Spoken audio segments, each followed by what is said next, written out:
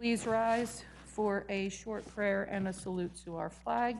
Almighty God, grant us the wisdom to make those decisions that are in the best interest of all of our residents. May the Heavenly Father of us all bless those who have given the ultimate sacrifice and service to our nation, and may He watch over and protect our servicemen and women now guarding the gates of freedom. And the salute to our flag.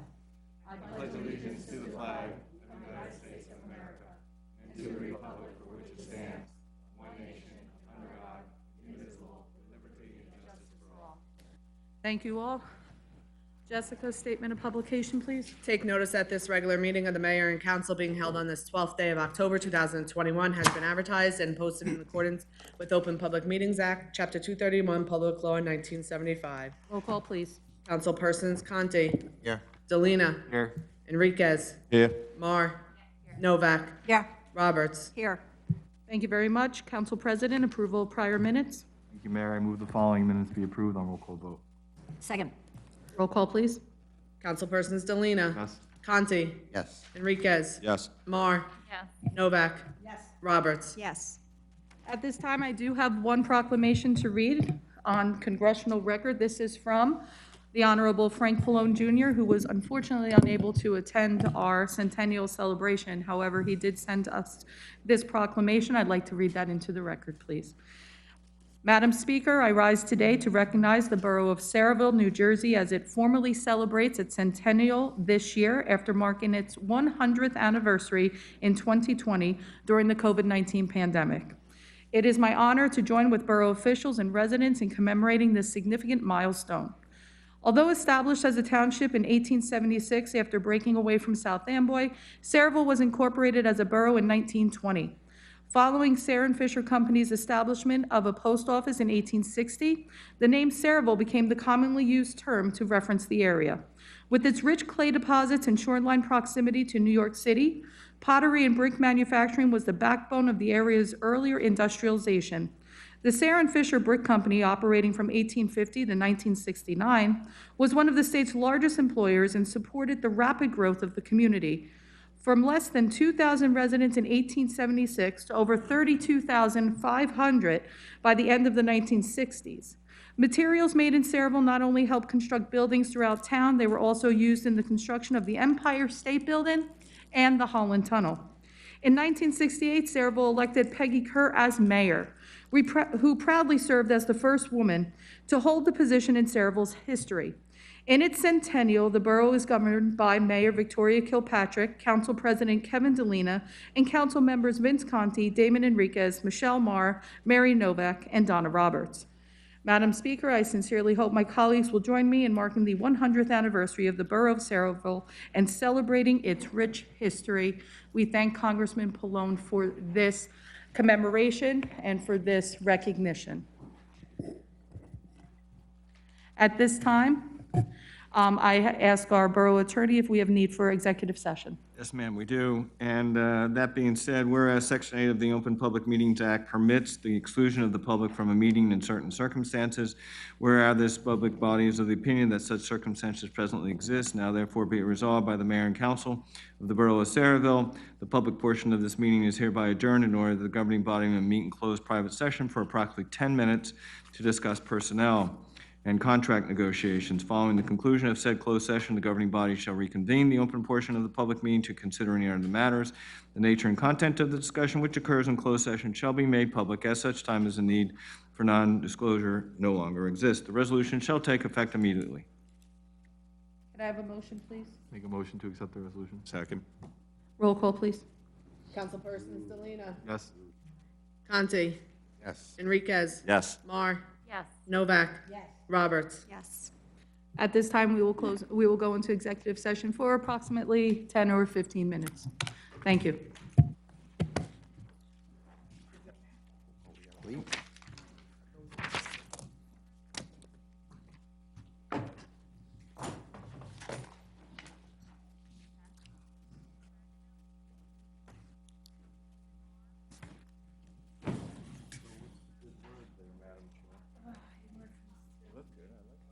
Thank you very much. Trying.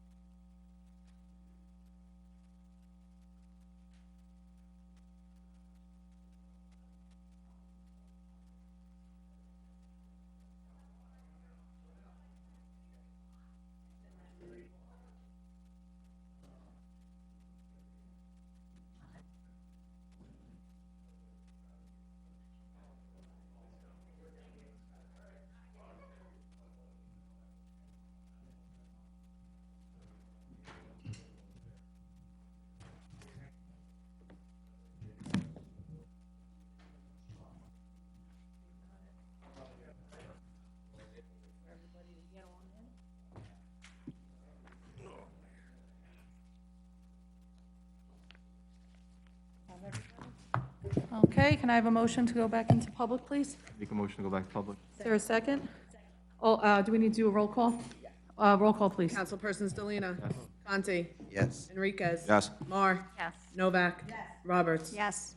Okay, ladies and gentlemen, we're going to move on now to old business. Can we have a public hearing on the following ordinances? Jess? Ordinance number 544-21, an ordinance amending and supplementing Chapter 2 of the revised general ordinances of the Borough of Sayreville to amend Section 2-31.6 and Section 2-31.7 regarding removal of trees. At this point, open to the public for any and all comments regarding ordinance number 544-21. If you wish to speak, please come to the microphone now.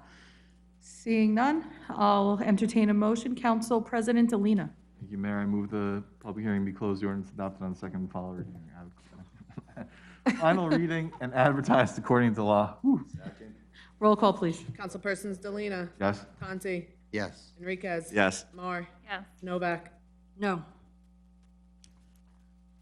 I don't really think it's fair. I think if a person, I know on Main Street, we always take care of the trees, and we don't charge the residents anything. We've been doing it for years. And if a person doesn't want the tree there, they shouldn't have to pay because it has to be removed. I know in the past, Shade Tree would actually call you and say, we've got some money, we'd like to plant trees in the right-of-way, and we had a right to refuse having the trees there. So it just seems to me, if they want to put the tree there and it dies, that the homeowner shouldn't be responsible for a lien on their property at $250. Roberts. Yes. Okay, moving forward now, I don't see any appointments for this evening, and we'll move forward to the consent agenda resolutions. Can I have a motion, please? Oh, I'm sorry, open to the public for any and all comments regarding consent agenda items only. If you wish to speak, please come up and state your name and address for the record. Seeing none, I'll entertain a motion. Council Ma- President? Thank you, Mayor. I move the public hearing be closed and the consent agenda resolutions be approved on roll call vote. Roll call, please. Oh, I'm sorry, is there a second? Second. Thank you. Roll call, please.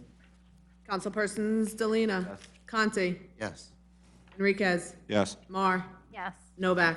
Yes, and abstaining on 263. Roberts. With the exception of 2021-269 regarding the property known as Club Pure. Also, I've had some residents concerned that there might be people on the Planning and Zoning Board who have an interest in that property, and they'd like to ask anyone who has interest that are on those boards to recuse themselves. And primarily because it seems that we plan things in silos, and the Hercules packet that we got is an example of that, where Hartle Road is not going to go out to the entire, the property's not going to have an exit at Hartle Road for the new Hercules project until Phase 3, and there were a lot of residents who had concerns about that. So it's just another example of planning in a silo. And otherwise, yes. Okay, at this point now, we'll move forward. Borough Attorney, any report? No report, Mayor. Let's go do that in the agenda section. Oh, so, well, it's a good thing. I was going to do it on the agenda session, but we've settled the matter with Sprint within the limits that you all imposed upon me, so that'll be at the next meeting. All right, thank you very much. Very well done. At this point, I will open to the public for any and all comments. Please state your name and address for the record. Come on up.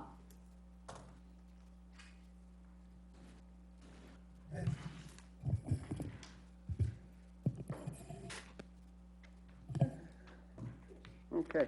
Robert Corby, 6 Evelyn Terrace. Can I take this off? Okay. Good evening, everybody. Half of you probably know why I'm here. We saw a post a few days ago concerning fields, turf fields, that the Sayreville Athletic Association was getting. I'm assuming somebody may have jumped the gun and made this post, but we just want to hear what's going on, who are the fields for, what kind of fields are there, what are the dimensions. Is this open to every league in town or every organization in town? I just didn't want to listen to rumors or he said, she said. I'm just asking, what the deal is on the field or on those fields. I didn't see any posts, but I don't have social media, so I'd have to defer over to, You're the one that doesn't have social media. I never, no, I am, I'm the only one in the saying. world. All right. Go ahead. All right, I'll put this on record. Those fields are for the entire town. They're not for one organization to use, they're for the entire town to use. As for the two fields, there will be two baseball fields. One will be strictly baseball, the other one's gonna be multi-purpose for softball. I think, Jay, was 3 different positions we have for the base lengths? That's correct, yes. Yes, 3. They'll be fully turfed. And just to assure you, they will be used. It'll go through the same permitting process. Everybody that wants the field can put it in, and the rec director will work with all the organizations on who gets the field. But no, it is not for one particular organization. No, that's one of the reasons I came, just wanted to get that on record, because as soon as it got posted, I started getting texts and stuff like that. How are they getting the field, da-da-da-da-da. Couple other quick, will they have lights? Do we know if they have lights? Yes. Okay. Was there any thought to turfing a field that already exists, or instead of building, I would, Well, this money, this grant, which is a non-matching grant, was given just for this complex. So we couldn't take this money and move it to any other of our fields. This money had to stay at the Jerry Us complex. That was the rules of the grant that we got given. Okay. I don't know. Just seems a little weird. I mean, I would think whatever money we could probably fix 3 or 4 fields in town that we're, turf a few fields instead of just getting 2, but if that's the No, I agree with that, stipulations of but the way it grant, was explained to me, Bob, that this money can only be used at this complex. We can't say, thank you for this money, we're gonna use Yeah, it somewhere else. Yeah, I get it. I was just wondering. Is these gonna be ready for the spring? I was just discussing with Jay, probably, construction will start in the winter, probably not by spring, probably by fall. Oh, Yes, so. okay. And just to reiterate, Bob, I also put on public record last year that when we accepted the grant, it was conditionally only if it were to be used by all town-sponsored organizations. Okay. And that's gonna be up to Brian. Our rec Brian's director, discretion, I guess. Brian, Yeah, he's managing, I would assume. Yes, he manages the permits with Cheryl and Jeff, so they will look at everything, Well, it's all but fields taken care of from the borough. yes, all fields. okay. He's new to the position, and I don't know if there's guidelines for it. Will the amount of kids playing in each league be a factor as into who gets as many fields? I haven't recently gone over Yeah. that with them, but I don't mind having that conversation with them. And this is also, could be used for the adult softball in town? as Yes, well, right? the multi-purpose one will have, For our older kids? yes. And we even mentioned, I think, the Board of Ed possibly for our middle school team. Yes, but we're in agreements and work with the Board of Ed all the time on all our fields. So this Yeah, it would just be it would one of the nice ones we add For to. the middle school team to actually have a decent field to play on, a nice Yes, field to play on. they ask us all the time for fields. As in the past, we've given them over a lot of the times, and the same practices will continue. We have no problem sharing our fields with the schools. Well, they play after school, and they're pretty much wrapped up and done by the time somebody would be practicing anyway. So, I mean, if it gives the school kids a nice field to play on, I have no issues. No issues with And I that could tell you, I whatsoever. have had that conversation with Brian already. He was didn't know which way to go, and I said, no, past practices, Jerry in the past has worked with their recreation people, and we do share fields with them all the time. Yeah, no, I don't believe that that's exactly true, because the Board of Education has never allowed us to use their turf fields, only their other fields. So just We've keep used that the in mind. football field, we've used their football field plenty of times. For what? Their turf field? Yes, their football turf field. The Sayreville Junior Bombers played it on it for at least a half a season. Oh, I was unaware of that, because in the past, they didn't let us use, they didn't even let their own team use that field except for actual games. They didn't practice on it, because they know that there's only a 10-year life expectancy on these fields, and if they don't take care of them and not overschedule them. I'm just afraid what's going to happen here now is everybody is only going to want the turf fields, and they're going to be ruined. No, that And is then definitely. we'll have nothing. That will definitely be a concern, but Well, it should And be a we could concern. have There's that only a 10-year life expectancy on these fields if they're taken care of. And that means not using them all the time. I mean, I see people practicing on these fields. They shouldn't never be practicing on the fields. They should only be using them for games. We're wearing out these fields. We probably won't get the 10-year life expectancy out of them, the way they're being overused. So That's we've- what I'm afraid is going to happen. We got a lot of baseball fields in town. Most people should be playing on those fields and not overuse the turf fields. This is costing us a fortune. And, I mean, a lot of this was matching grants that we had to come up with the rest of the money. What happens when these fields are garbage and we have to come up with all of the money? I think we really should be managing these fields just a little bit better. Thank you. all right, I well, am happy that baseball's finally getting a field, because other sports have come way before baseball. They'll be called the Jerry Ust baseball fields. well, it's the complex, whether we, in the past, renamed specific fields for certain individuals, but yes, it's all in the Jerry Us complex, so I guess we could call them that field, I guess. Yeah, it's the Jerry Yuss complex. Who manages the junior bomber football field? Because they play lacrosse town. on there. I mean, that's been here for a couple of years. Is that overused? Yes. In my opinion, no. I don't think our fields are overused. I mean, football season, yes, there's a lot of use. In the spring, they use it for lacrosse And flag football, right? and flag football. In the winter months, nothing's basically on it, just people going out there, you know, Repairs using it. needed to be made since? Excuse me? Have any repairs needed to be made?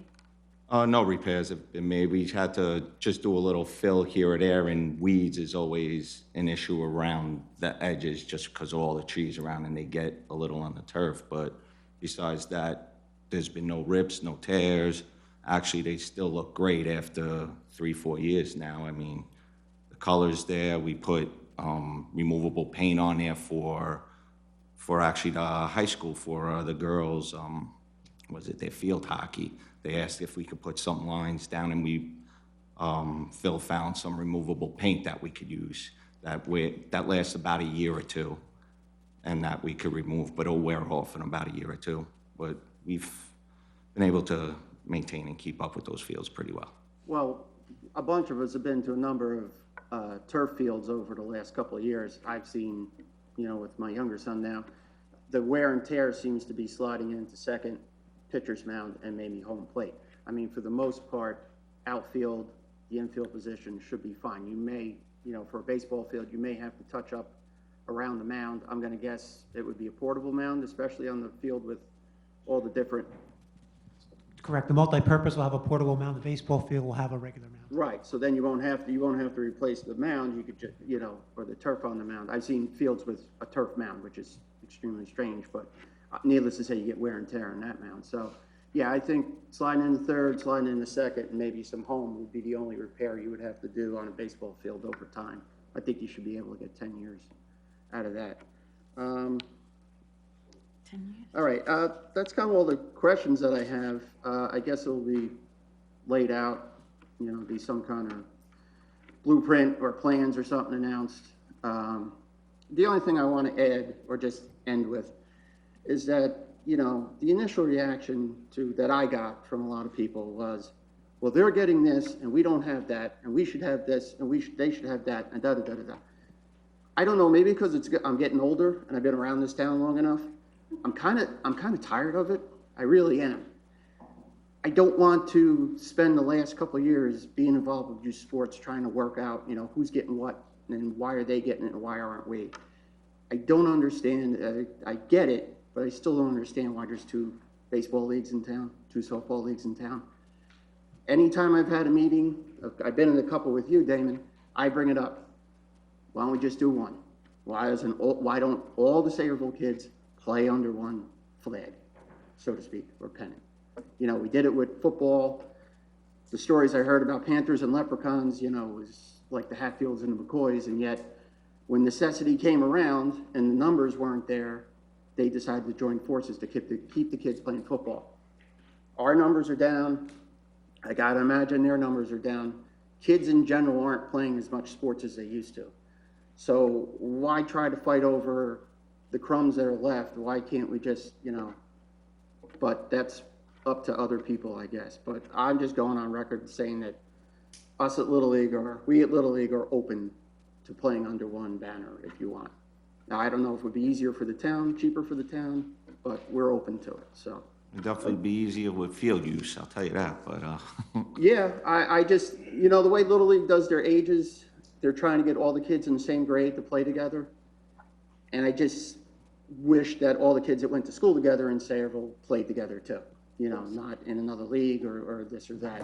I just wish they all just played on the same team and then went to school and talked about their games and, you know, it was one big happy family, but, You know, maybe Bob, I that's- will say, most of that predates me, so I don't really know what's at the root of all that, but it's probably worth having another conversation to figure out, you know, what can be done.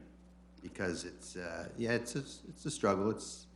It is an odd situation to me, you know, as I see it, but as I said, I don't know what the story is, what the history is on it, but I'd certainly be interested, if others are interested, sitting down and learning a little bit more about it and see where some opportunities might lie.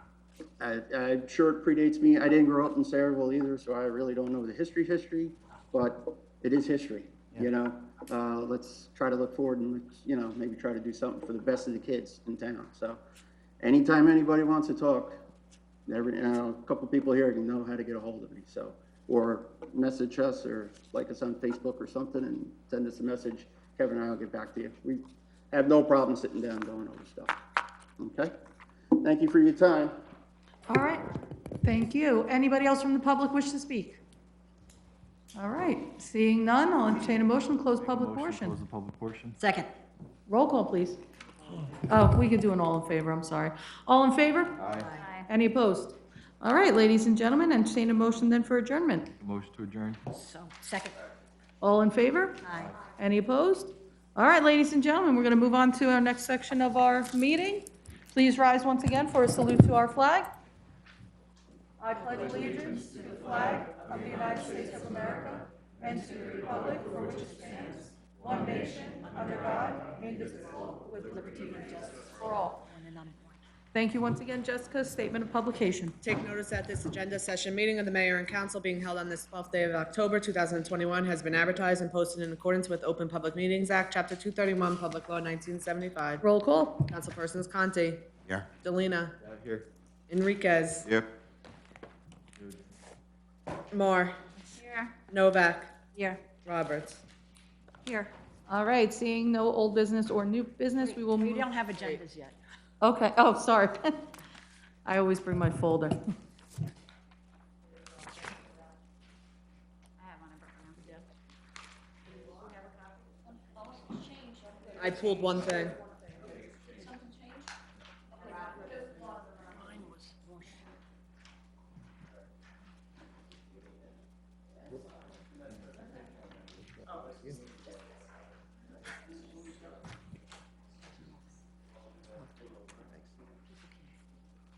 I couldn't.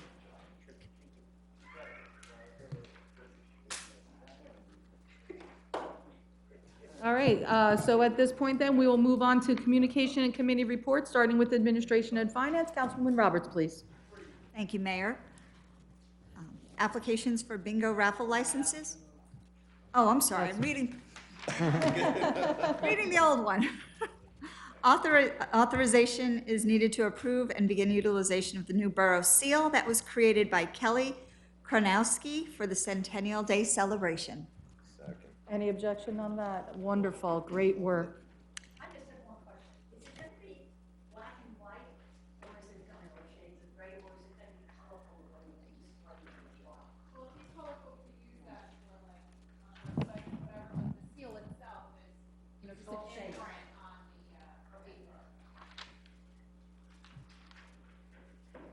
Okay, so no objection to that.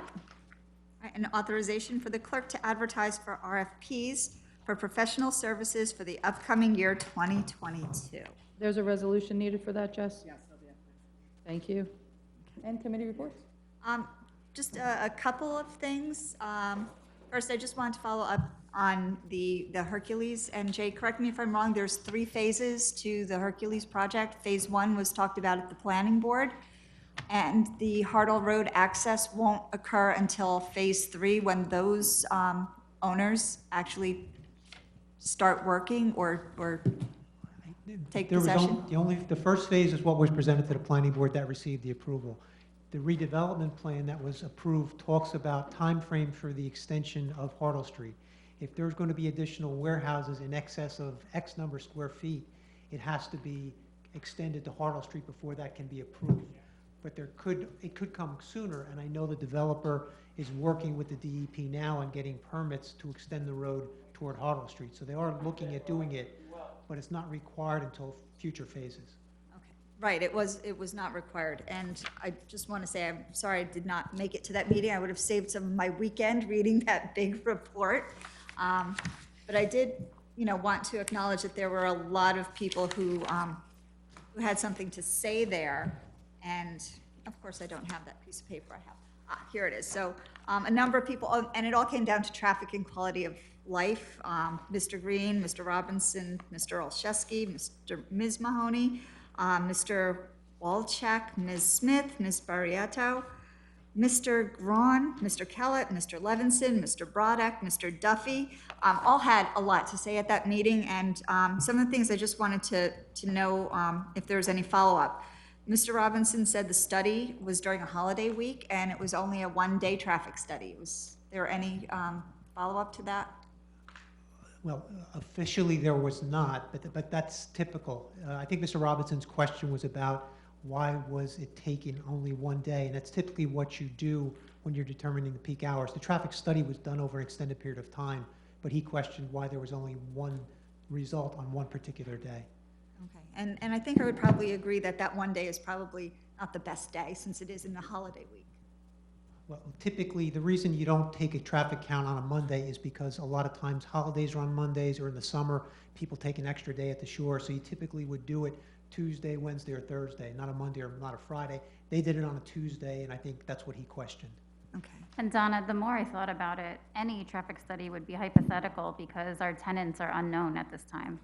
This is true. We do know the number of parking spaces and loading docks and truck spaces, though, so. They said that that was for a just-in-case scenario. Okay. And it's just another example of everything's in a pilot, because there are so many other projects going on that are going to impact traffic, so it gets exponential as it gets loaded on top. It just is something that occurred to some of the people there, and using side streets for cars because too many trucks might be anticipated. And one of the questions I saw, is it going to be a pilot program or phase 1? Or? I believe that it is. I don't think that's occurred yet, but I believe there's some discussion about that. Okay, all right. And then there was also a question about the railway height. If someone who's out of Cheesequake onto Minnesink under the railway, that there's only a 2-inch clearance there. There are restrictions. No trucks are permitted to make a left out of the site going toward Minnesink Avenue. Okay, so They're required to make a right turn to go to Bordentown. Okay, because I didn't see that restriction, so thank you. That helps clarify it. And there was also a question, I know that there's work going to be done in that area for truck radius turns. Some people were concerned about being able to turn. So the places where they were concerned was right out of the facility around where Bailey's Park is, and the other was where Quick Check and the mall is.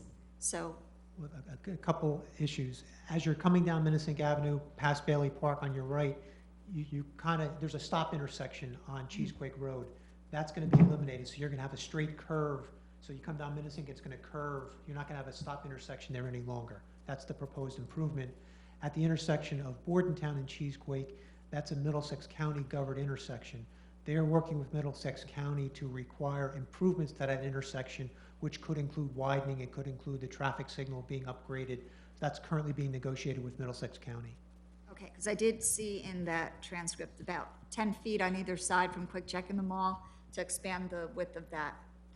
When, Intersection. when those applications, when Quick Check was approved and the little strip mall were approved by the planning board, they were required to dedicate property for future widening, and the same on Bordentown Avenue. So there is available property so that intersection can be widened. Okay, well, I'm just hoping that the Hartle Street gets completed before we start getting tenants in place. I think that would be a very good thing to do. I can, that's not a requirement. And- It's not, yeah. And just be aware that the redevelopment plan that was approved had all these conditions spelled out. So these were not things that the planning board required. These basically were what the ordinance required. Okay, and I think I did see something about that. And then just a side note, the Pure on Route 35, just occurs that there's probably a number of places that might have reason for redevelopment in that area. So it just seems like looking at it piece by piece wouldn't make sense. And this is not something we do tonight, of course, but looking at Route 35 as a larger project overall instead of piecemealing property by property as we go along, because I think a number of properties in that area would probably want to be considered. Don, I'm going to show my age here a little bit, but years ago, we actually asked all of the property owners along 35, we wanted them to be involved, and most of them, Jay, if I'm correct, did not want to be involved. So, you know, we were all in favor of this years ago. It's really up to the property owners, and they did not want to be involved. I don't, know if that's... That is correct. The majority of the property owners in that area at the time indicated they were not interested in being put into the redevelopment area. This application hasn't been presented to the planning board yet. You're voting on it, or you actually voted on it this evening. But the recommendation came from the redevelopment agency to the council, then it goes to the planning board, they do a study to see if it meets the criteria, then it comes back to you for action. I don't think it was all that long ago. As a matter of fact, I think it was when you had Councilman Garillo. There was a pretty large push. It was even before that. No, I know it was before, but then another big push was actually made in order to reach out to each and every property owner there. And I think we even had some discussions. I think you went out there to look at what kind of projects could be done, but the depth of some of that property was a problem when it came to redevelopment abilities. I think the councilman was involved, I think maybe Yeah. with Rutgers, and they had some Rutgers had it. concepts prepared as Yeah. to what could be done, yes. Yeah, so I would say less than 10 years ago, somewhere around 6. That 5, portion, yeah. but prior to that, the Yeah, it redevelopment was even agency more. was involved with another study, Yeah. yes. Thank you. So, anything else, Councilman? And yes, something more happy, actually.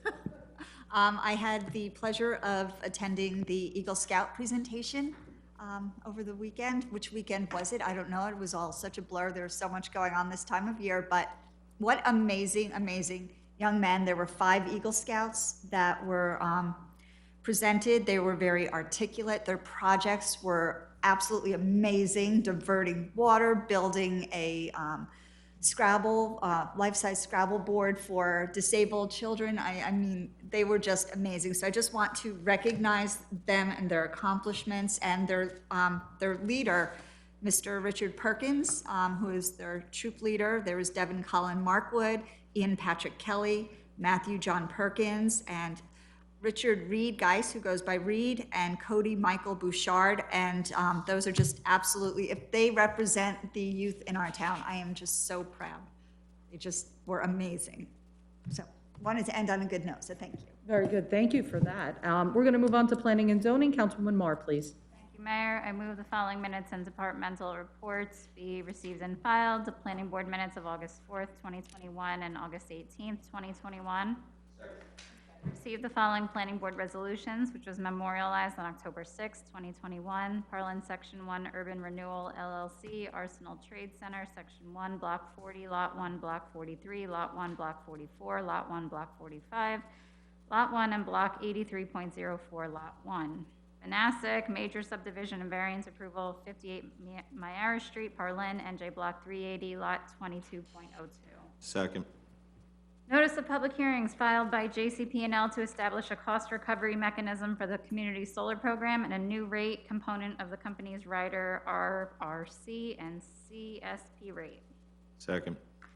Just for committee reports, I want to thank Dan for following up on the bus shelters that I was always bringing up. They have been removed on Washington Road, and hopefully we will have new ones sometime soon.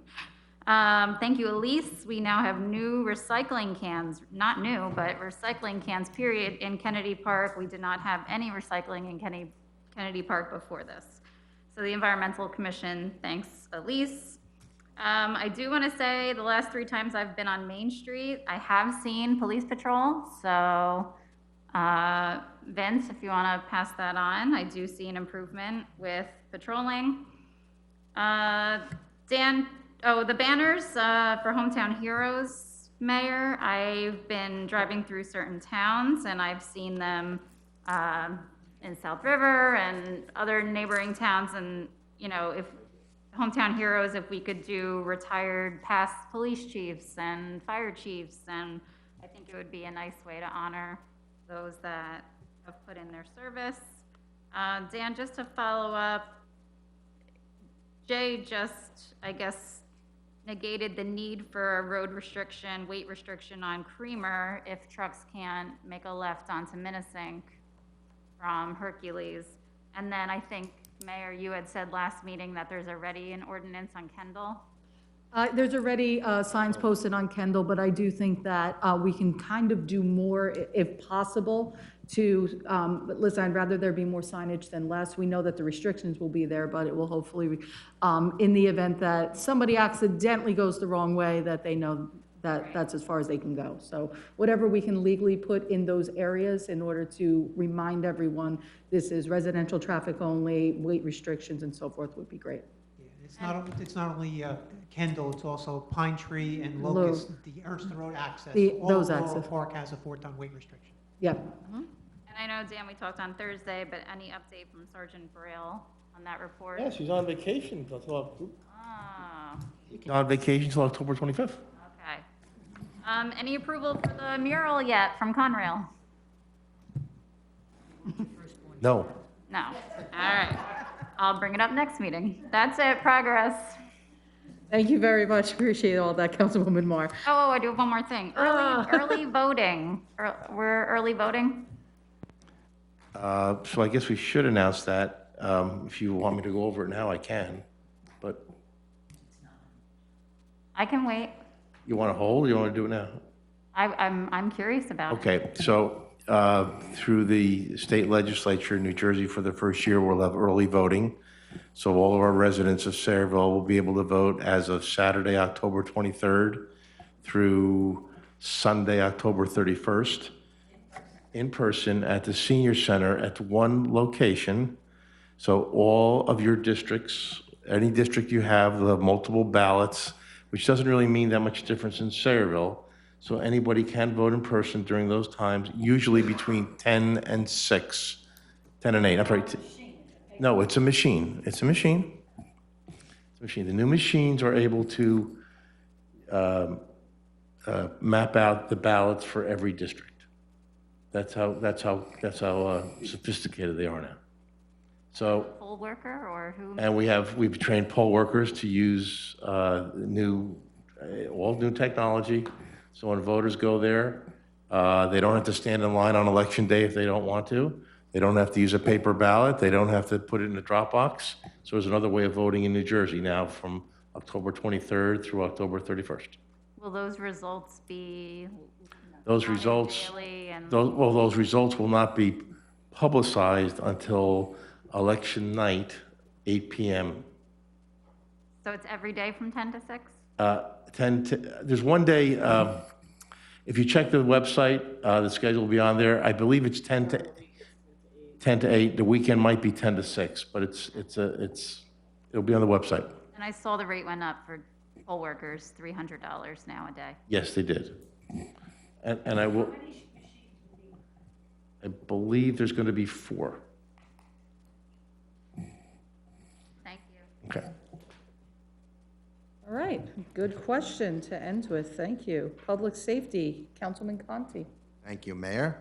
All right, no minutes or departmental reports this time around. Did receive a letter from the fire chief for the removal of Luis Cruz as an associate member of Melrose Hose Company. Second. Thank you. Received a coin toss request for the corner of Washington and Ernston Road from President Park Fire Company on November 26, 2021, from 10 to 2.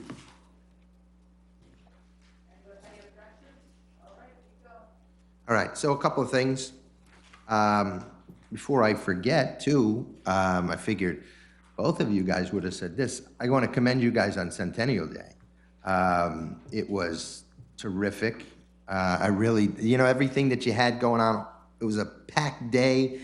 Everything that was happening, from the pies to the wings to the entertainment to the vendors. I mean, it was really, you made use of the entire park, which was fantastic. It was Brian's first big event, and he really did an excellent job with it. I was very, very impressed with it.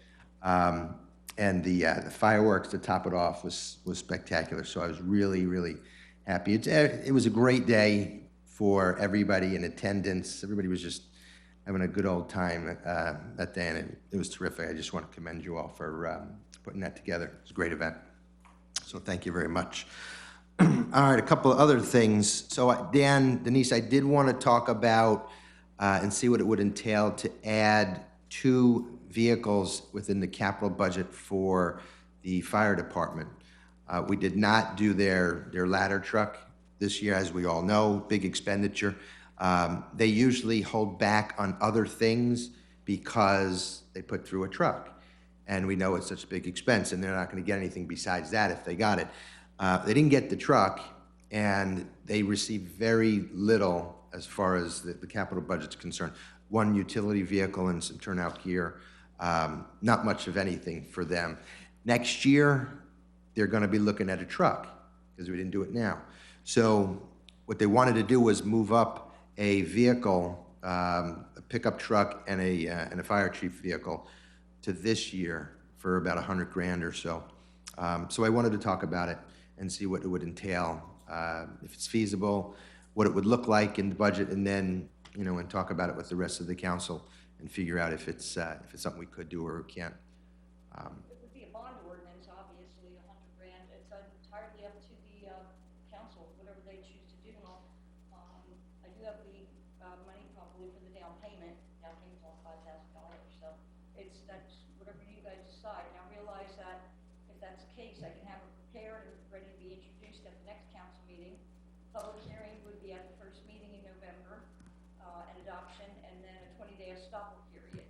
So meaning that you're probably looking, the earliest that the money would be in place to purchase a vehicle would probably be in mid to late November. I just want to give you that, Yeah. heads up on that. I think that's what It's entirely. was expected, in talking with fire chief about it. That's what his expectation was, but he wanted to get going with it in light of things that developed throughout the year. I obviously don't have a copy of the budget here with me, but are these articles already in the capital budget for 2021? Because if they are not, then we also need to amend the 2021 capital budget as well. Which, Yeah, no, they're not. then it would have to be amended to include those items. Before we even do the bond. That would be They can almost coincide. I believe it's a resolution, so I think the reso and each of the ordinance would kind of probably happen in the same evening, I believe. So, I mean, it's up to whatever. The budget, capital budget, or just a resolution? I have to double check, but it's not an ordinance, I know that much. Or it may, Mayor, to be honest with you, I didn't get built right into the bond ordinance. I have to double check with the bond council, but it might just get built in right into that. I'm not sure of the verbiage. So I don't know what the process is, if we talk about it here now, or we talk about it in between, you let us know, and then we come back about it and put it to a vote. We're gonna at a time. You guys let me know. I mean, what is your? Well, so my point with it is that next year, when they put in for a truck, right, we know what the expenses are, 1.5 or so, something like that. You're gonna wind up not getting anything else. Just because we're gonna see that they've got a huge line item there, and we're gonna try and, put off everything else. And So we give them a truck every year, pickup truck every year. We gave them one. We're not gonna give them one next year. Doesn't mean it's not needed. So that's why I wanted to push it up to now, because they had, as I said, they have very little in the budget. And that's why I wanted to push it up. It just made sense to me. It's not a really a nice have, it's a necessity for what they do. I think all you have to do is just make a motion to, and if everyone agrees, then we, So before we make a motion, Denise, do we have any direction on how to use any of the funding that we've been given? I mean, is there anything we can do? Because that's one of the things we've been waiting on. We're sitting on, what, $5 million? one of the things you know. that, one of the things, And one we of have the no things we were direction on looking to how to do, use that money yet. one of the things we were looking to do was maybe give bonuses to our employees. I don't know if that's something that's possible to do. But, you know, if there's any guidance out there on that, that would be, Dan, you had sent me, remember, was it Trenton? Yeah, Trenton did it. yeah, Trenton did Trenton did it, it. so yeah. Seeing it. I gave Kevin I have it right here in front of me. So it's a lot of wording, a lot of bureaucracy, as government, as in government there is. So I think there just needs to be more research done into what we can do. If you want, Council President, I'll look at it. Yes, please, that would be great, Mike. That would be something we would like to do. Yeah, that would be, I'm with you, Kevin. I think that would be good. I mean, our employees have been, you know, they've been dedicated to serving the borough. They worked hard through a Day out. pandemic. They've kept us going, and I think they deserve a bonus. I think that would be beneficial for them. I just want to Here we are. say, I don't think that the wording is only certain employees get it, and that's going to be, but if we decide to go through with this, I really think the volunteer first aid and fire, that we're really picking up sick people. Yeah, you Yeah, know, I agree. should- 100%. They do that for nothing, you know, true. so. yeah. Absolutely. So whatever, if there's more research that can be done, in the next meeting, we could bring that up. I think that would be something great that our employees would benefit from. All right, Kevin. I think that's a great idea. All about it. Let's have Mike look at the guidelines, see what we could do. Nothing wrong with that, but I want to get back to the topic at hand of the fire truck. Yeah. The sorry. vehicle. So the council has to vote basically in order to make the determination whether we're going to move forward with any changes to the capital budget and then turn around and move forward with changes to the bonding ordinance. So it's really up to the council. So it's what's the will of the council at this point. So If you if- guys Yeah, want to and move forward, Damon, it's then not the fire You truck. vote and you do Well, it. no. Well, it's a fire vehicle. It's the, utility truck. Okay, the now, pickup. well, I got questions about it. I mean, the way you just presented it to me was they want it because they're not getting what they wanted. Now, if that's the case, I have an issue. But if it's a need, a necessity for them right now, then I'm all about it. But the way you just presented it, they're not getting a fire truck, so they want these trucks this year. No, it's. the That's a little timing. bit shady to me. It's the timing, right? Because we give them a truck every year. So we do that every year for them. So next year, even though they'll need a truck, a utility vehicle, we're likely not going to do it because they're going to ask for a ladder truck. And we're going to look at that and say, guys, we got to draw the line somewhere.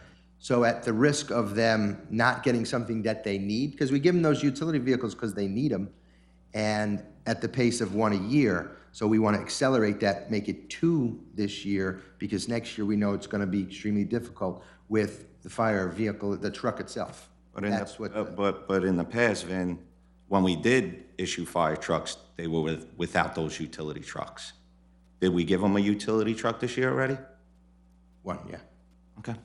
And can we, I mean, this is very new to me, just hearing about this. Can we get a report on how many each house has and the year of the cars and the mileage? And, you know, we talked about the run reports on the old ladders. Like, I need more data to analyze. I need to speak to people. I think it's, For the utility vehicle itself, right.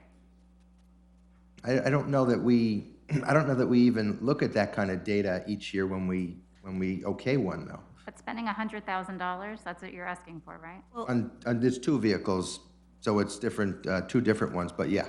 Well, they have a long-term 20-year plan on vehicles and vehicle replacement, so if they can justify that, I think we'd be more likely to consider it. But just saying that, you know, we want a truck, I think we need a more substantial reasoning for that moving forward.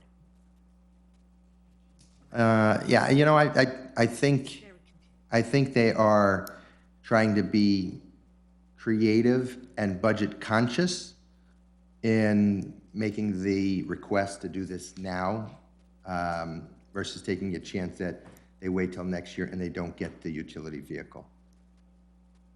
So, You said it is budgeted for them to get a utility vehicle right now. one for now. One, and, okay, now you said two. Is that including the one we budgeted, or are they looking for two more? No, so they're looking for a utility vehicle and a chief's vehicle. If it worked out that we didn't do the chief's vehicle and we did the utility vehicle for the year, then Well, we already did the utility vehicle for the year, correct? one of them, yes. And that is what we talked about during the budget. Yes. Also. We did. At that time, because we knew that's what we were facing. We did, and we were contemplating a ladder truck, and we will be faced with that next year as well. And then we could be faced with that, and then a utility vehicle on top of it. So to kind of put this conversation at bay, if there's any information that the firehouses can provide before the next meeting, that would probably be beneficial for all of us, because we could stand up here until 11 o'clock to continue to talk about this. So let's just have them provide information, and at the next meeting, we'll go over it, and we can make a decision based off of it then.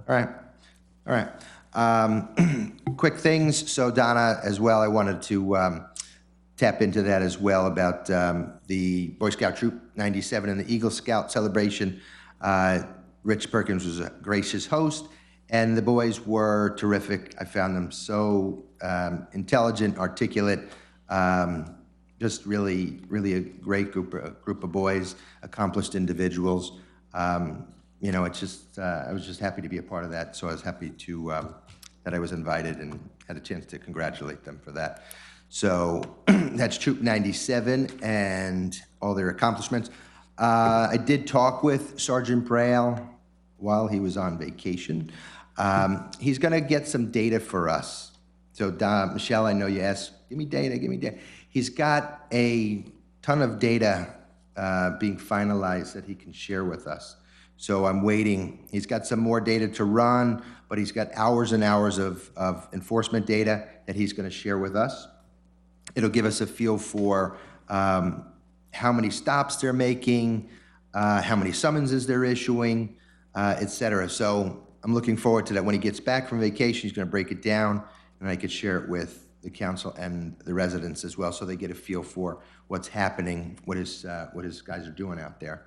I have seen them around a lot more. I'm around in the morning often, and I've seen guys, you know, here and there at certain spots. So definitely out there, which is good. And he does have another pedestrian safety enforcement grant coming up, and he's going to look into more of the feedback signs, the speed limit signs, and he did say one was, he's looking at Pulaski for that one. So, you know, I he's just saw the one on Ernstton by ShopRite, and Yeah. I learned something new because my husband's director of traffic and safety in his town, and I didn't know that they collect data. And I think that, you know, and they're solar powered, and so any grant money we can get to buy more of them, I think they were $5,700 each, would be a good thing. It'd be Yeah. nice to see more and more of them. Oh, he's really working hard on it, and you know, as I said, he's got another one. He's got another one coming, and he did say he's looking at Pulaski for it, which is nice. So we'll see what happens with that. He'll keep me posted. I think that's. I know I'm forgetting something, but I'm going to call it a wrap with that. So thank you very much. All right, thank you, Councilman Conti. We're going to move on to Recreation. Councilman Enriquez, please. Thank you, Madam Mayor. All right, I have no minutes or departmental reports this week. Just like to thank everybody. There's a whole host of people, one right in front of me that put a lot of work in. I'm not going to name, I'll be here all day, but phenomenal job at Centennial Day. Well-run, well-received by the town. Just want to thank everybody on that. Also, we had Hit the Bricks on Saturday. We have 54 runners out there. They all made some pretty good time. I was surprised, though. But, Made it out, that's what we heard. They all came out of the woods. yep. It's your time. We want to thank the rec board for supporting that. We also have our Trick or Trunk coming up. Sign up on SayrevilleRec.com. We will be running it like we did last year at the Jerry Us Complex time slots. It seemed to work out great that way, so that's the way they want to go. It is Friday, October 29th, and we are in the planning of the Parade of Lights in December, looking at the first weekend in December, but it hasn't been set in stone yet. And progress, Mayor. Wonderful, thank you very much, Councilman Enriquez. We're going to move the water and sewer now. Councilwoman Novak, please. Yes, progress with the water and sewer. Put my Office on Aging hat on. This seems minor, but it was brought up at the meeting. Other towns are changing the name from Senior Citizen Center to Active Adult Center. I was asked to ask the town if they would be, the only cost would be changing the sign. Jen said all of the current stationery would be used up, and any new stationery would say Active Adult Center as opposed to Senior Center. So it's something that they've seen it done in other towns, and they would like to be able to do it, so I'm bringing it up here. Anybody have a problem? Any objection to active adults? Wonderful, Okay, Jen will be tickled pink. That's it, thank you, Mayor. wonderful, thank you. Public Works, Council President Delina. Progress. And great job, you guys, planning the event and everyone who was involved in it. Councilman Conti and myself participated in the wing eating contest. Yes. It was fun trying to eat 20 wings as fast as you could. I see pictures of my face, and my face is bright red from the hot sauce, and I'm taking very deep breaths in between each wing. So thank you for allowing us to participate in it, even though we lost. I'm thankful we lost. And if anybody wants to see pictures, I have them. I do too. Both of them. I have video. And there was also a pie eating contest as well. Do we know who the winner? Pictures of that. There was all the pies that we tried were very good, and we would like to thank our residents for participating in that, and as well in the seal competition and in the official animal of Sayreville. What was the official animal? Oh, falcon. Okay, very I cool. was thinking the crab. And I would like to congratulate Melrose on their awesome chili that they did. So if anytime they want to bring chili to the council, to a council meeting, it would be a wonderful snack for us up here. Other than that, progress. Wonderful, thank you, Council President Delina. I will be brief. I'll start off with a little business, and then I'll say my thank yous to as many people as I can for the centennial. If you remember at the last council meeting, we had the mystery of the missing signs on Pine Tree, the resident parking, resident-only parking. Do we, A, know where they went, or B, have they been reinstalled? Do we have any idea? As of several day Centennial, they were not installed. Yeah, I didn't see them. I drive there almost every. Do we have an ETA on when those signs will go back up? Pine Tree? Yes, this was on Pine Tree, coming up off of Ernston Road. They're important because you still have, I believe, at least one bus that goes through there. And that is a very, very narrow street to come up, and with cars on both sides, and the residents don't really have a lot of driveway space. So it becomes very dangerous. And when the commuters do park over in that area, it's very dicey, even for buses, for school buses to get in and out. So we had a similar situation happen over on School Drive where the signs went kaputs. And the person said a borough vehicle came at Yes. 11:30 at night and took the signs down. And we assured her there was no borough vehicle. I don't know who Yeah. it was, Really? but it was not a borough vehicle. I don't know that we told anybody to go out at 11:30 to do that. That No, seems, School Drive that isn't seems gonna do- yeah, unauthorized. Like, that was the mystery of the School Drive. It's my understanding those signs have been actually put back up. But now we have the mystery of the missing signs on Pine Tree. And I think. So I don't know if this is a Hardy Boys Sure this isn't a mystery. TikTok I don't know thing? what this It's not a is. TikTok thing that Is we're this doing? I bet Hardy you Boys it's gonna show TikTok devious signs? I don't know. devious licks with township signs, but it's an issue, it's definitely an issue. They are an ordinance, school drive is Not. Yeah, yeah. So, well, School Drive has been rectified, so somehow they vanished, they resurrected, they came back. Yeah. Because Woodside, somebody was saying that some of the signs, the resident-only parking were missing there too. I mean, I could understand if this was, around mischief night. Yeah, that's what I mean, it's Part of it. bizarre. You know how political signs disappear on mischief night, but this is, But these are This took a in lot the of work. ground. Yeah, These are a no lot of joke. work. These take time, they're large, and you would think you would see someone dragging them off. yep, well, again, like. just saying. People on. So that is my business item for right now. And then when it comes to Centennial Day, the ladies in front of me, and of course Becky, and of course Elise, and so many other people that we had mentioned when we were at the podium to start our opening ceremonies. I once again say thank you to every single person involved. Thank you, though, to our residents that participated in everything from the pumpkin carving contest to all of the voting. I want to thank everybody that donated pies to be tasted. COVID long hauler here, I did taste all of them in hopes I would get some flavor, smell, something. That was my goal. I did have a momentary moment with one of the pies. I won't say which one it was, but I actually had some taste come back for a brief It was so second. good that the taste came back. It did. It came back. I was so excited. Do There we know was which cinnamon one won? involved. And, oh, very good. That was good. Yeah, No, peach was that, which one was first? Right, apple. the first apple pie.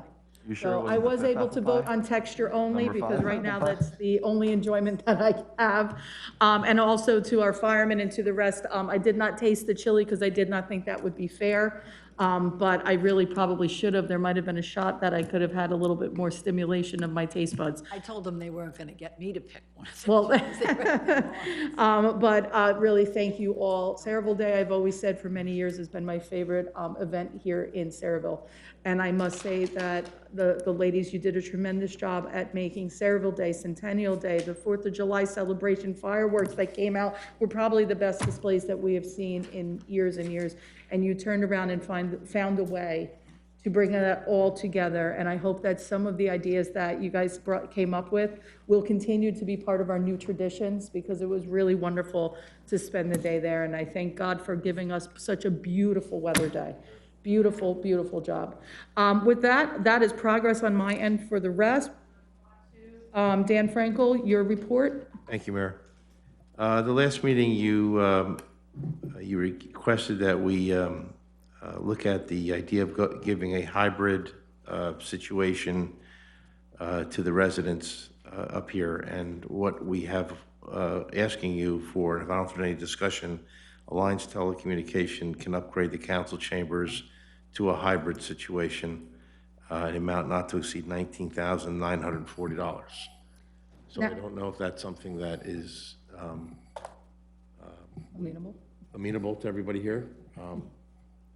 You've asked it, that would make us, it would be a little bit more work for Jessica and her group. I hate doing that to you ladies. It's also more telecommunication, it's more TVs, it's just more. It's upgrading sound systems. So if you want to do it, if that's fine, I'm just saying this is through our communication director, our IT director, Tom Bracken. That's the best we're going to do right now. Question, is this something that we can put through with the 5.9 million, I'm hoping? Do we have? I would say yes. It's infrastructure, and I would say this would be able to go through the rescue. I would think so, yes.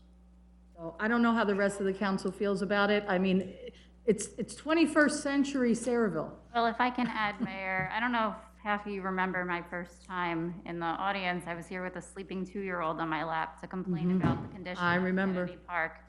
And when I first came on as councilwoman, I inquired about childcare so that we could get more people with children that can't come out to meetings so that they can come. And I was told it was a liability, and I understand why. But I think this is a solution to that, to get more people involved, especially women that have children at home that they cannot leave, to come to get civically involved. And I'm grateful for those people that come here today, but I can tell you from talking to people in the streets and my neighbors, I know that there are a lot more people that want to be actively involved in our meetings. And I really think that if we look at COVID for any positive, I think this is a lesson that we should take on from COVID and give the opportunity to be more transparent and give the opportunity to more people to engage in our government and our processes here. And when it comes to testing what we can spend that money on, this would be a nice little scratch to find out if we can get it through. Yeah, that's the way I think about it. If Yeah. we can get it with that money, I think it's a no-brainer. If we can't, then I think then it's something that needs to be figured in. We're starting negotiations now already, looking at next year's budget, so, not. Well, if we make the resolution, we're going forward with the American Rescue money. That's what we're gonna, like you said, we're gonna test it. So if that's what the council wants to do, then let's, my recommendation would be let's test it then. Will of the council? We are going to spend the money and then hope they let us use it? How is that, or we're gonna ask if we can use it before we spend it? I don't understand exactly. There's no Wizard of Oz there's no say, I'm gonna ask and you can do. There's guidelines that have been handed down. Infrastructure is one of them. So This you're would gonna try add and pull it from there. Well, we're gonna add so the thing is, if we spend the money, the only question that Denise will have further down the road is, will we be audited based on this expense?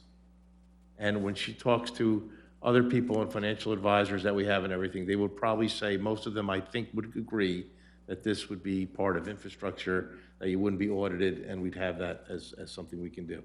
When you're talking about other things, other projects, and spending it on salaries and things like that, that is a questionable mark. If we spend the money and then we get audited and then it's not allowed, then you have to come up with the money that you spent. So, But you feel this is a pretty good shot? I think this is a good shot, yes. You know what, again, I've had this question presented to me. This is a good shot. Of all of the infrastructure, this is what I think that this money is for, right? Because of COVID, you're having to spend it. And specifically, it's upgrade, specifically in the American Rescue Act, it has about increasing broadband and things. This is, it's pretty hard for you to say you're not increasing your broadband capability by getting to all the other residents. I think this is the way to go. This is a good percentage of accomplishing your goals. Yep. Yep. So the will of the council on this, so we can move forward with resolution in draft for next meeting. Any objection? All right, so we have an all in favor. Let's move. Have that prepared for next meeting. Thank you, Jess. Authorization to execute a discharge of mortgage for property located at 27 4th Street. Any objection? You keep rolling until somebody objects. Okay, authorization to execute a memorandum of agreement between the Borough of Sayreville and the PBA Local 98 for the sergeants and lieutenants. Also with public safety, I gave you something in your packet tonight. Captain Kiernan has asked, and it gave us a financial analysis on the idea of creating a new dispatcher position. It would be a full-time position with benefits. As you can see, basically highlighted in yellow, we have gone through approximately $62,000 in overtime so far this year for per diem dispatchers, which means they are not full-time, they're hourly basis. We also unfortunately have 2 dispatchers who are going to be out for a long time based on health right now. The initial dispatcher will start out at $48,500. A benefit package would probably end up in somewhere around the range of around, if it's a single person, the one they're thinking about $18,000. So if you add those 2 together, you're coming out with at least a break even and you're getting a full-time dispatcher. We can hold this off we can do it now, we can do it as of January 1st. I think it's something that is needed. I think the per diem dispatcher today, they're per diem in all different municipalities. They're all over the place. If we get them, we're lucky. The 10th dispatcher will obviously reduce some of the overtime that we have. I'm not saying all the overtime because it all depends on who is ill, who's here, who's not here. So again, I would ask the council that, I would believe that at this point, and I think Denise and I talked about it, we think this is at least a break even for the borough, and to get a full-time person would help dispatch. Yeah, I agree. Any objection from the council in reference to the full-time? I mean, the money-wise, it looks like it pretty much covers itself in essence, but based on what we're doing. Plus, it gives us an employee that is here. We don't have to go through that search and find.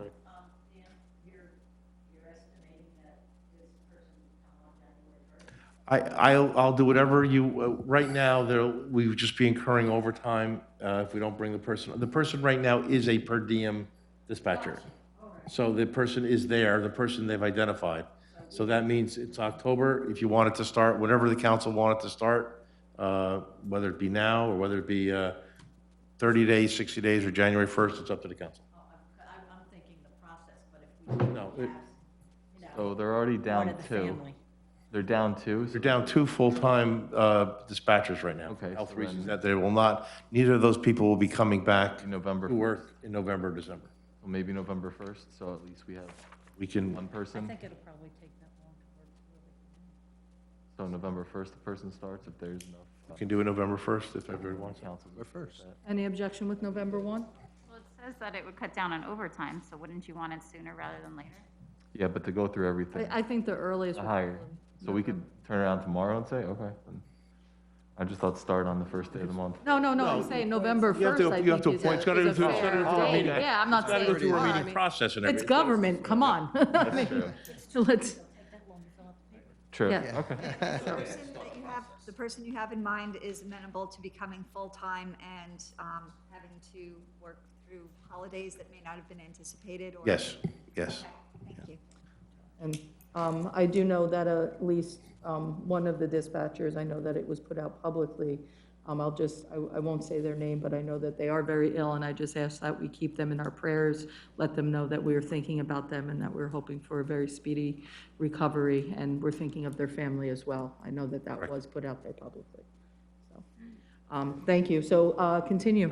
Okay, authorization to execute an agreement with the County of Middlesex for road line striping on specific roads, and authorization to award the snow plowing and removal contract to the sole bidder, B&W Construction. I just want to say it's very sad. We only got one bid. Yes. That's very sad. So anybody who does snow plowing out there, please bid next time. It's like the lawn guys, we get one bid. B&W does a very good job, though, for our snow plowing. They really do. And there's a lot of requirements as far as insurance and everything else that most companies do not have. So there's a lot of things you have to bid from this. So it's usually some big company. And heavier equipment than just pickup trucks, right, right. All right, that takes care of your report, Mr. Frankel. Is there anything else to add? No, thank you. Okay, wonderful. We're going to move over to our CFO, the wonderful and talented Ms. Biancamano, please. Nothing, Madam Mayor, thank you. Very good. We're going to run over to our borough engineers, the lovely and talented Mr. Cornell. Thank you, Madam Mayor. Two items this evening. First is the improvements to Ernst Road. This is the section between Westminster Boulevard, Oakwood Drive. We're getting bids next week, so if everything's in order, we'd ask for resolution at your next meeting awarding that contract. And that project has a $450,000 state grant go along with it. Second item is underground storage tank remediation program. For the past 25 years approximately, you've been remediating to your underground storage tanks. You removed most of them in the mid-90s. You have testing that you have to do on a yearly basis. We recently did some work behind the old first aid squad. There was another tank that was found, so we've got to do additional testing and reporting. You've been drawing from bond ordinances over the years, and I've been advised by the CFO that your last bond ordinance has reduced down to minimal amounts, so you need to refresh that to continue this program. So we're asking for an amendment to that bond ordinance appropriating additional funds for this ongoing program. Any objection to that? That's a necessity. Is that a one meeting thing, or is that, you're on two again? Yeah. And I just, you'll send me an email with the dollar amount? I sent it to Danielle, but I'll send you a copy. Yep. Okay, Yep. okay, thank you. That's all I have, Madam Mayor. Thank you. Thank you very much, Jay. Borough Attorney, Ms. Dupont. Yes, just the authorization to file, You ready to sprint? What are you doing? what are you doing? You made him do it before. Go ahead. Authorization to file claim as part of the national opioid settlement that the New Jersey New Jersey Attorney General has elected to participate in it. So hopefully we can get some money for the borough as part of this settlement. Nothing further, Mayor. Wonderful, thank you very much. No need for executive at this point, so at this time, I'll open to the public for any and all comments. You, just step up and state your name and address, please. My name is Marianne Ragucci. Oh, just a little louder. Go ahead, you could take. Thank you. My name is Marianne Ragucci, and I currently reside at Gillette Manor. And prior to that, I lived on Adams Place for over 20 years. And the reason why I'm making a comment today is because since I moved in September, I haven't had any service for my internet, phone, or my computer. And I discussed this Optimum problem with other people in the building, and it seems that everyone that I spoke with has a problem with that company. And I'm addressing it to you because you have some control over the lines and the poles. And we're wondering why there is such a monopoly that Optimum has, and why there isn't another company that could come in and maybe prompt Optimum to make some kind of an improvement on this service. So we've been dealing with this for a very, very long time. Trust me, I have Optimum too, a complete and utter nightmare. But this council has been through this, and the previous council as well.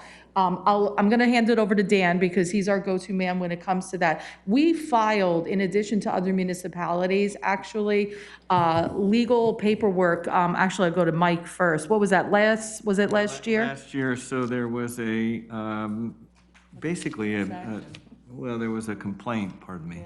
There was a complaint by a number of citizens saying that Optimum isn't delivering the services, and so I have nothing. Right, so therefore, they filed the complaint with BPU. We've retained a special counsel who's filed the complaint. That no decision has been made, but Mr. Frankel knows a specific person who can probably address that situation. She's a government affairs director with Optimal. And so if you, at the conclusion of this meeting in a couple minutes, if you give your name to the borough clerk, and the location where you live, I guess at Gillette Manor, so I guess there's a number of residents who do not have internet, that he can then use his advocacy on your behalf to make sure Optimal reaches or does whatever it needs to do to get you the internet service. We've reached a point a couple of years back. What's happened is the cable companies are no longer a regulated agency anymore like they used to be. So it really left a lot of municipalities. We are not the only municipality that struggles with this, with very little recourse, very little places to go in order to demand better service and better management. We've actually brought Optimum here, service reps here. We have just thrown everything at them. And it's a very, very frustrating position. I know that the public is out there saying, well, we're the ones as a council, we offer them these contracts. That's not the way it's done. It might have been done years ago that way, but it hasn't been done that way for a very, very long time. We've gone to Verizon, we've gone to other companies. Verizon, everybody said, go to Verizon. Verizon only turned around and started doing additional infrastructure and expanding their coverage a number of years back because the government gave them money in order to turn around and lay their groundwork and add additional clientele. They no longer, they've told us point blank out, we are not laying any new lines, we are not coming into any new towns because it's too expensive, and unless the government gives us money, we're not doing it. So we are literally, like many other municipalities, stuck in this horrible, horrible position. I'll turn it over to Dan at this point. One of the reasons why during the pandemic, I actually had to come into council chambers in order to do the virtual meets was because my own home, the Optimum service, would not support me actually being on virtual meets. It's the most frustrating and obnoxious thing. So I am somebody here that 100% understands where you're from. So Dan? So if I might just interrupt, so the Board of Public Utilities governs this, And so that's why the complaints have been filed with what is known as a BPU. But we do have a government affairs officer who we can call and who I know personally, and Mr. Frankel knows personally. And so tomorrow morning, Mr. Frankel can get on the phone with her and say, hey, listen, we don't have any internet located at this apartment complex, and it's got 20, 30, 40, 50 apartments. So knowing Mr. Frankel's relationship with this government affairs officer, I'm sure he'll get a response pretty quickly. Okay, I'll give her some. Just another little tidbit. You're saying Gillette Manor is the old Gillette Manor or the new Gillette Manor? Oh, the new one. The new one, next, on Main Street, by the police station? 100, Okay. right. Okay. And I don't want to give you the misconception that there are other people. I'm just recently there, so I'm the one who does not have it. The other people there have had problems consistently over the years since they've moved in. I've And had just not a one- little, and unfortunately, I know this sounds like a double-edged cliche. sword, no, a double-edged sword. If you can search the internet, which I'm saying. I have none. If you went to the library. I did. I'm just saying, there That's are where I got articles that out there right information. now. The reason they're not giving the service they want is because all these companies are going to a cloud-based system.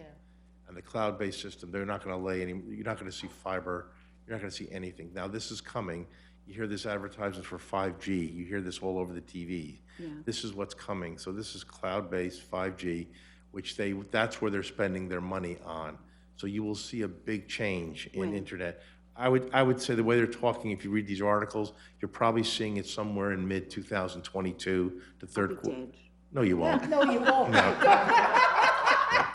No, listen, we'll pick you up, we'll take you to the library, you won't be dead, you'll be fine. No, I could walk to the library, thank you. Okay, but, no, we will do our best to help as much as we can. We don't want to give you a great deal of hope, but we think we know the right person to speak to. Yeah, so don't leave, Jess is passing you a paper right now. Okay. So that way we can at least try and work on this. We actually added Opta on our online service request form. We at one point had an Optimum complaint section, that filled up so quickly. Poor Dan called So quickly. every single person. I have to say, I know that this is an individual through Optimum too, that you deal with, and I know that she went MIA for a little while, I think just because of Saraville. I think she actually took her phone off the hook, because every time she saw the phone ring, it was Dan Frankel. It's beyond frustrating. As a teacher and someone that had to rely for over a year and a half, it just drove me absolutely insane. And I've purchased every single type of, I don't know, fancy dancy, Black Hawk, Night Hawk, whatever. It did nothing. So I apologize, and hopefully we can get you some help with that. Okay, thank you very much. You're very welcome. All right, anybody else from the public wish to speak at this time? Seeing none, I will entertain a motion. Motion to close the public portion. Second. All in favor? Aye. Adjournment? Make a motion to adjourn. Second. All in favor? Aye. All right, ladies and gentlemen, stay safe. See you in 2 weeks. All right, everyone. Have a great I hope you're keeping her off her feet. trying my It's best. hard with the top. Another boy. Another boy, yep, another one.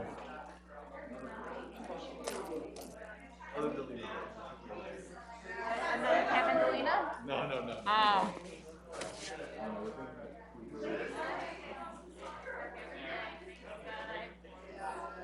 Yeah, that's